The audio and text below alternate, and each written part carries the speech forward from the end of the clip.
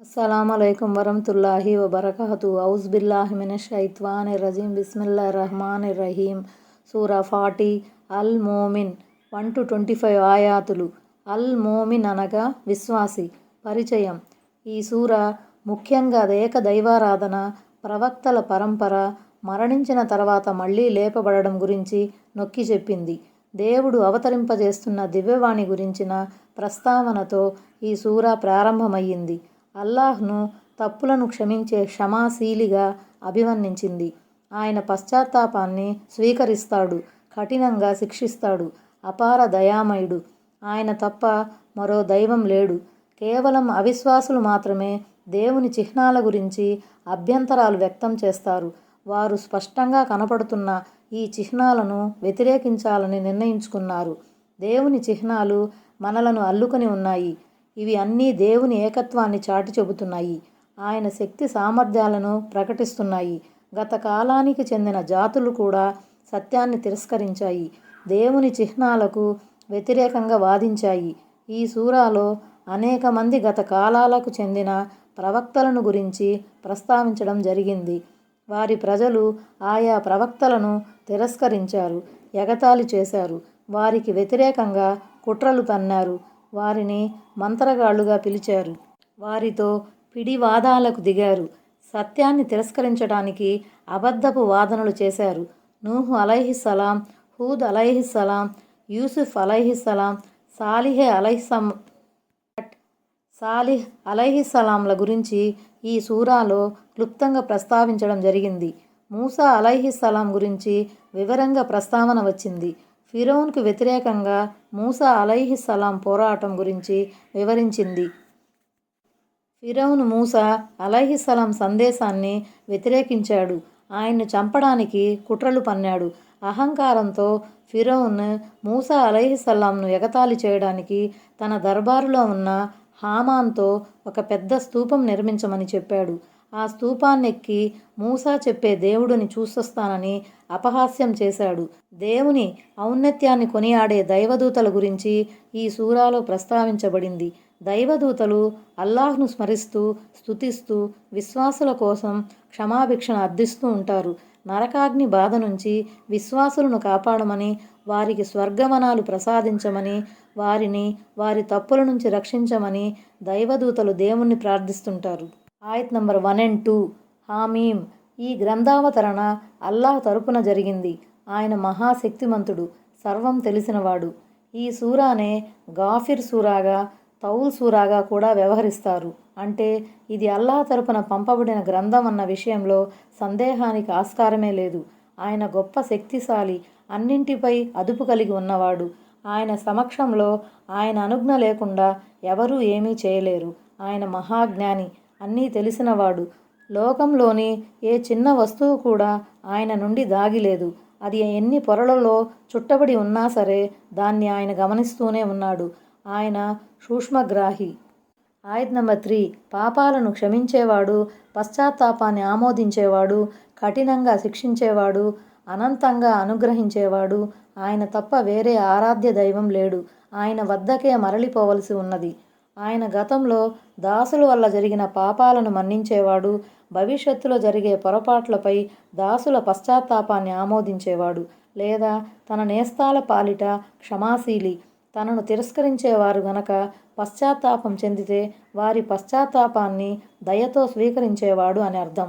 పరలోక జీవితంపై ఇహలోక జీవితానికి ప్రాధాన్యతనిచ్చి అహంకారంతో విర్రవీగే వారి పాలిట ఆయన చాలా కఠినుడు.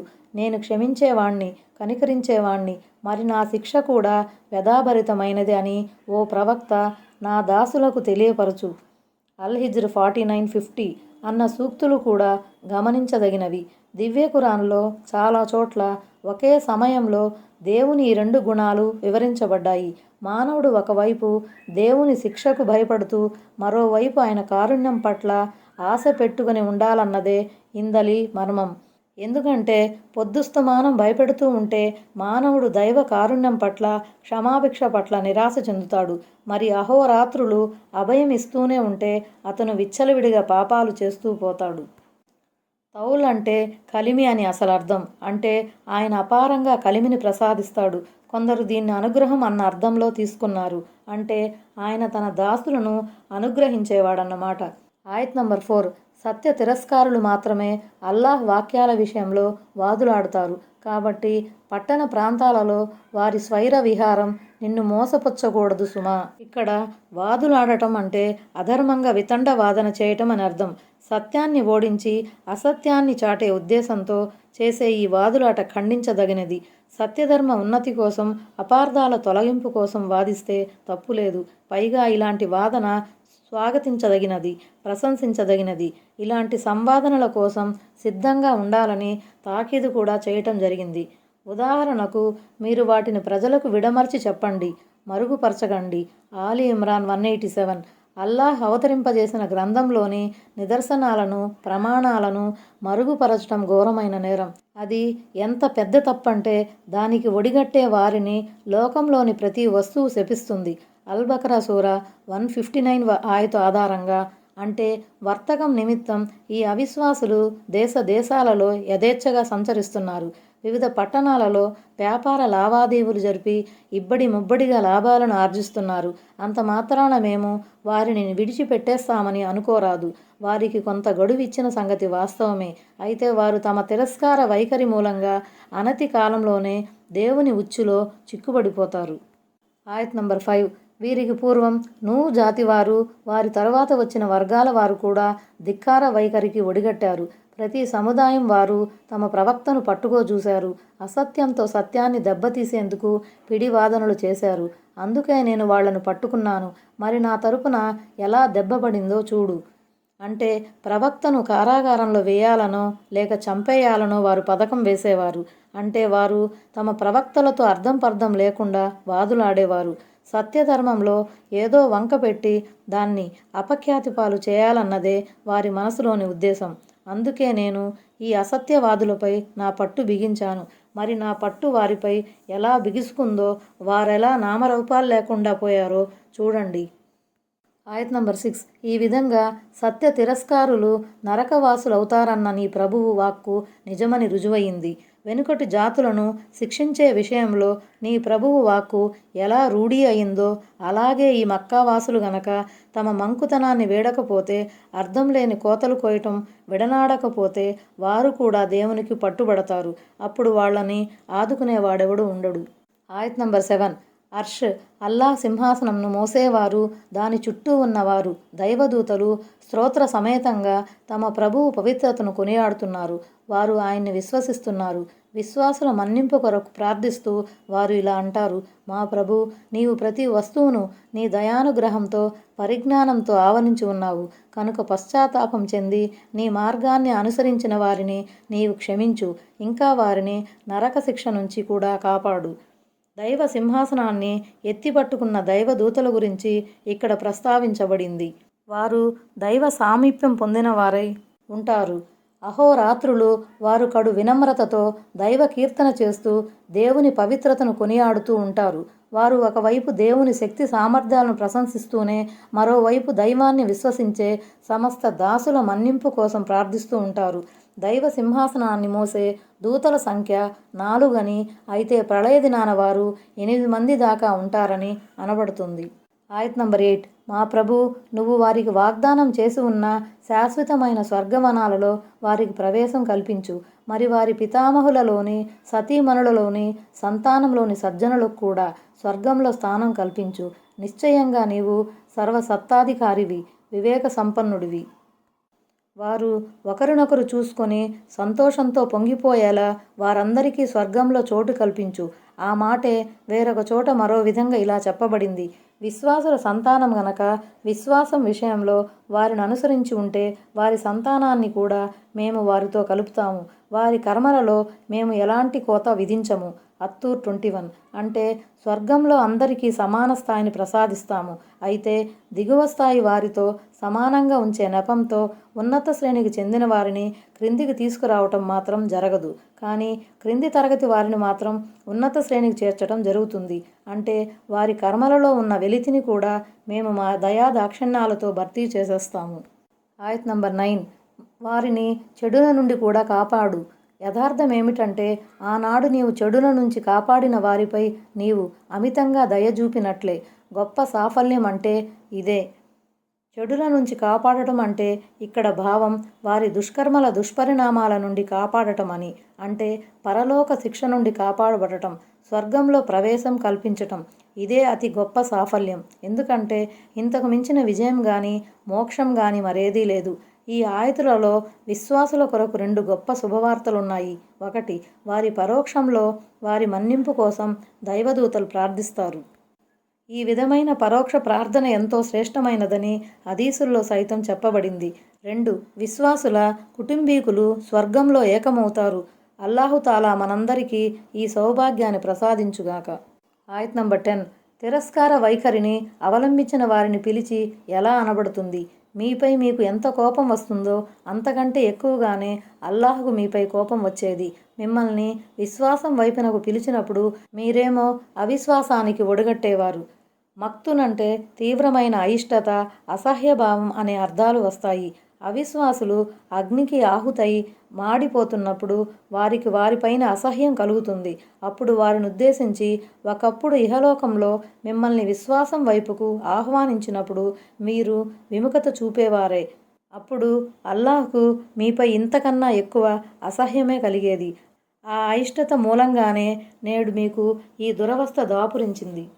ఆయత్ నంబర్ 11. అప్పుడు వారు, మా ప్రభు, నీవు 2 సార్లు మాకు చావునిచ్చావు, 2 సార్లు బ్రతికించావు. ఇప్పుడు మేము మా పాపాలను ఒప్పుకుంటున్నాము. మరి ఇప్పుడు బయటపడే మార్గం ఏదన్నా ఉందా అని విన్నవించుకుంటారు. చాలామంది ఖురాన్ వ్యాఖ్యాతల అభిప్రాయం ప్రకారం 2 మరణాలలో మొదటి మరణావస్థ తండ్రి వెన్నులో వీర్యం రూపంలో ఉంటుంది. అంటే ఆ వీర్యం ఉనికిలోకి రాకపూర్వం ఉన్న స్థితిని మరణావస్థగానే పేర్కొనటం జరిగింది. రెండవసారి మరణం మనిషి జీవించిన తర్వాత వస్తుంది. ఆ తరువాత అతను ఖననం చేయబడతాడు. ఇక 2 జీవితాలలో మొదటి జీవితం ఈ ప్రాపంచిక జీవితం. మనిషి పుట్టుక నాటి నుంచి చనిపోయే వరకు ఈ జీవితం ఉంటుంది. రెండవ జీవితం ప్రళయ దినాన సమాధుల నుంచి లేచాక ప్రాప్తిస్తుంది.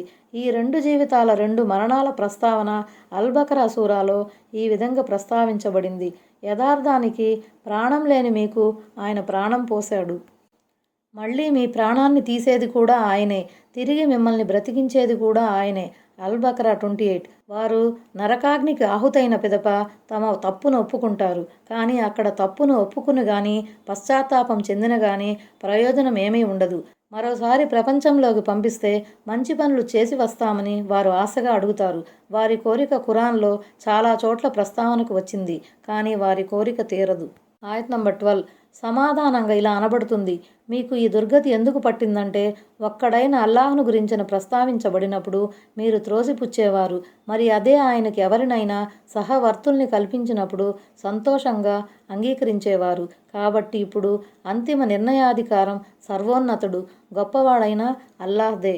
నరకం నుంచి వారికి విముక్తి ఎందుకు లభించదో ఇక్కడ తెలుపబడింది.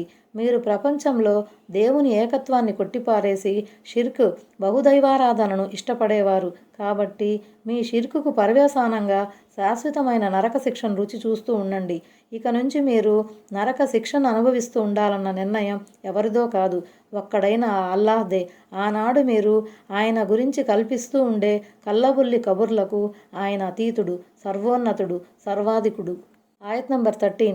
ఆయనే తన సూచనలను మీకు చూపిస్తున్నాడు. మీకోసం ఆకాశం నుంచి ఉపాధిని కురిపిస్తున్నాడు. అల్లాహ్ వైపునకు మరలేవారు మాత్రమే దీని నుండి హితబోధను గ్రహిస్తారు. మనిషి జీవనావసరాలలో అత్యంత ముఖ్యమైనది నీరు. అల్లాహ్ ఆకాశం నుంచి వర్షపు నీరును కురిపించి ప్రాణులకు త్రాగునీరును సమకూర్చడమే కాకుండా ఆ నీటితో రకరకాల ఆహార ధాన్యాలను, పండ్లు ఫలాలను పండిస్తున్నాడు. ఇది దైవ సూచనలలో ఒకటి. గుణపాఠం నేర్చుకోదలిచే వారికి ఇందులో గొప్ప గుణపాఠం ఉంది.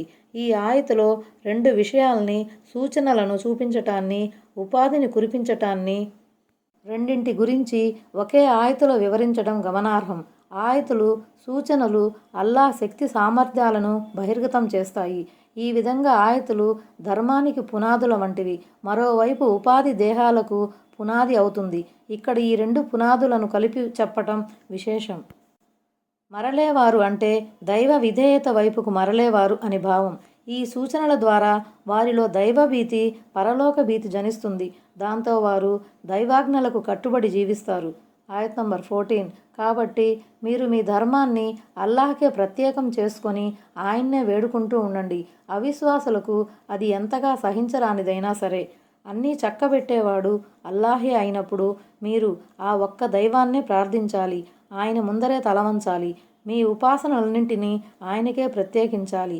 మీ చర్య అవిశ్వాసులకు సహించకపోయినా మీరు లెక్క చేయకూడదు. ఆయత్ నంబర్ 15.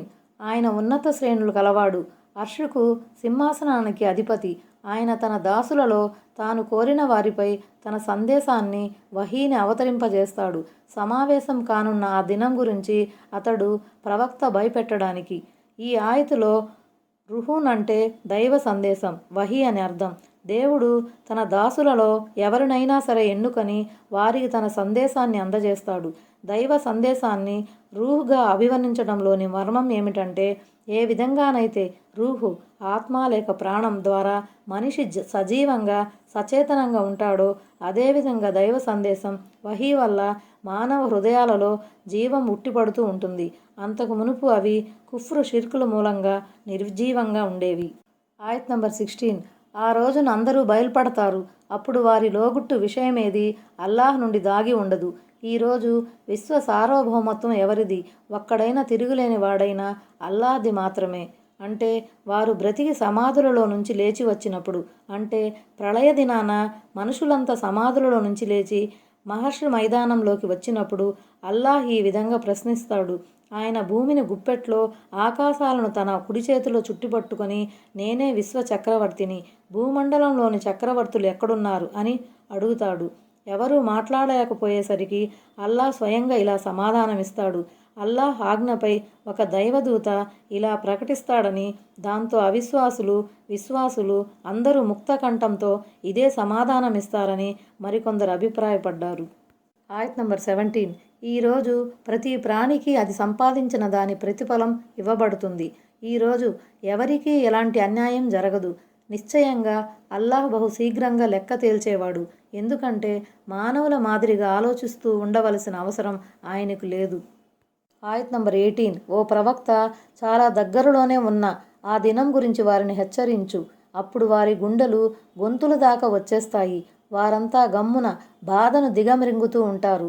ఆ రోజు దుర్మార్గులను ఆదుకునే ఆప్తమిత్రుడు గాని, మాట చలామణి చేసుకోగల సిఫారసు చేసేవాడు గాని ఎవడూ ఉండడు. ఆజిఫతు అంటే సమీపంలోనే వచ్చేది అని అర్థం. ప్రళయ దినానికి గల పేర్లలో ఇదొకటి. అంటే ఆనాడు భయము, కలవరం మూలంగా హృదయాలు ఉన్న చోటి నుంచి తొలగిపోతాయి. కాజిమీన్ అంటే దుఃఖంతో నిండినవి, లేక విలపించేవి, లేక గమ్మున ఉండిపోయేవి అన్న అర్థాలు వస్తాయి. ఆయత్ నంబర్ 19. ఆయన కళ్ళల్లోని మోసాన్ని, గుండెల్లోని గుట్టును సైతం బాగా ఎరిగినవాడు. ఈ ఆయతులో దేవుని సంపూర్ణ జ్ఞానం గురించి చెప్పబడింది. ఆయన ప్రతి వస్తువును, అది బహిర్గతమైనదైనా, గోప్యమైనదైనా, పెద్దదైనా, సూక్ష్మాతి సూక్ష్మమైనదైనా, అల్పమైనదైనా, గొప్పదైనా గమనిస్తూ ఉన్నాడు. ఆయన జ్ఞానపరది అంత విస్తృతమైనదని తెలిసినప్పుడు మానవుడు సర్వకాల సర్వావస్థల్లో ఆయన అవిధేయతకు దూరంగా ఉండాలి. నిజభావంలో ఆయనకు భయపడాలి. కళ్ళతో కవ్వించటం, దొంగచూపులు చూడటం, దురాలోచనతో దృష్టిని సారించటం చెడు లక్షణం. చెడుచూపు ఎన్నో చెడులకు దారితీస్తుంది. ఉదాహరణకు, పరాయి స్త్రీని దురుద్దేశంతో చూడటం మనసును కలుషితం చేస్తుంది. ఆంతర్యాన్ని నిర్మలంగా ఉంచుకోవాలి. ఆంతర్యంలో దుష్ప్రేరణలు జనించటం విపరీతం కాదు. ఆ దుష్ప్రేరణలకు మనిషి ప్రభావితుడు కాకుండా ఉన్నంత వరకు, దురాచరణకు ఒడిగట్టకుండా ఉన్నంత వరకు అతడు దోషి కాడు. ఒకవేళ అతడు ఆ దురాలోచనలకు కార్యరూపం ఇస్తే మటుకు అతడు దోషిగా పరిగణించబడతాడు. అల్లాహ్ సన్నిధిలో పట్టుబడతాడు. ఆయత్ నంబర్ 20. అల్లాహ్ ఖచ్చితంగా న్యాయంగా తీర్పు చేస్తాడు. మరి అల్లాహ్ను వదిలి వారు ఎవరెవరిని మొరపెట్టుకునేవారో వారు ఏ విషయంలోనూ తీర్పు చేయలేరు. నిశ్చయంగా అల్లాహ్ అంతా వినేవాడు, అంతా చూసేవాడు. ఎందుకంటే ఆ మిథ్యా దైవాలకు ఏమీ తెలియదు. వాటికి దేనిపైన అధికారం లేదు. కాగా ఏదేని విషయంపై తీర్పు చేయాలంటే విషయ జ్ఞానంతో పాటు అధికారం కూడా కావాలి. ఈ రెండు సుగుణాలు అల్లాహ్ మాత్రమే సొంతం. అందువల్ల న్యాయ నిర్ణయం గైకొనే హక్కు ఆయనకే ఉండాలి. నిశ్చయంగా ఆయన న్యాయబద్ధంగా తీర్పు ఇస్తాడు. ఎందుకంటే ఆయన ఎవరికీ లోబడినవాడు కాదు. ఆయనకు ఎవరి భయమూ లేదు. ఆయత్ నంబర్ 21. ఏమిటి? వారు భూమిపై సంచరించి తమకు పూర్వము గడిచిన వారికి పట్టిన గతేమిటో చూడలేదా? బల పరాక్రమాల రీత్యా గాని, భూమిపై వదలి వెళ్ళిన చిహ్నాల దృష్ట్యా గాని వారు వీరికన్నా గట్టివారే. మరి అల్లాహ్ వారి దురాగతాల కారణంగా వారిని పట్టుకున్నాడు. మరి అల్లాహ్కు వ్యతిరేకంగా వారిని ఆదుకునేవాడెవడూ లేకపోయాడు. ఇంతకుముందు ఆయతులలో పరలోక స్థితిగతులు వివరించబడినాయి. ఈ ఆయతులలో ప్రాపంచిక పరిణామాల ద్వారా వీరిని హెచ్చరించటం జరుగుతుంది. మీ పూర్వీకులకు పట్టిన గతేమిటో మీరు దేశంలో తిరిగి చూడటం లేదా? తమ తలబిరుస్తనం మూలంగానూ తిరస్కార వైఖరి కారణంగానూ వారు సమూలంగా పెకలించి వేయబడ్డారు. మరి చూడబోతే వారు మీకన్నా బలవంతులే. మీకన్నా గొప్ప కట్టడాలను, జాతీయ చిహ్నాలను రాజ్యంలో వదిలిపోయారు. కానీ తీరా దైవశిక్ష వచ్చాక వారిని ఎవరూ ఆదుకోలేకపోయారు. వారి మాదిరిగానే మీకు కూడా అదే దుర్గతి పట్టవచ్చు. ఒకవేళ అదే గనక జరిగితే మీకు అండగా ఎవరూ ఉండరు సుమా. ఆయత్ నంబర్ 22. వారికి దుర్గతి పట్టటానికి కారణమేమిటంటే వారి వద్దకు వారి ప్రవక్తలు స్పష్టమైన సూచనలను తీసుకువచ్చేవారు. కానీ వారు మాత్రం వాటిని త్రోసిపుచ్చేవారు. అందుకే అల్లాహ్ వారిని పట్టుకున్నాడు. నిస్సందేహంగా ఆయన బలాఢ్యుడు, కఠినంగా శిక్షించేవాడు. వారిని అంతమొందించటానికి గల అసలు కారణమేమిటంటే వారు దేవుని నిదర్శనాలను లక్ష్య పెట్టేవారు కాదు. మరోవైపు దైవ ప్రవక్తలను కూడా పరిహసించేవారు.